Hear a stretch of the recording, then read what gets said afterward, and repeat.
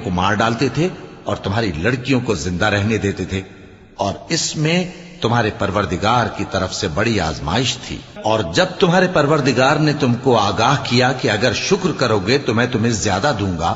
اور اگر ناشکری کرو گے تو یاد رکھو کہ میرا عذاب بھی سخت ہے۔ اور موسیٰ نے صاف صاف کہہ دیا کہ اگر تم اور جتنے اور لوگ زمین میں ہیں سب کے سب ناشکری کرو تو بھی اللہ بے نیاز ہے، قابل تعریف ہے۔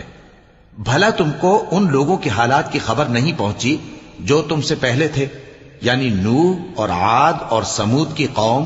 اور جو ان کے بعد تھے، جن کا علم اللہ کے سوا کسی کو نہیں۔ جب ان کے پاس ان کے پیغمبر نشانیاں لے کر آئے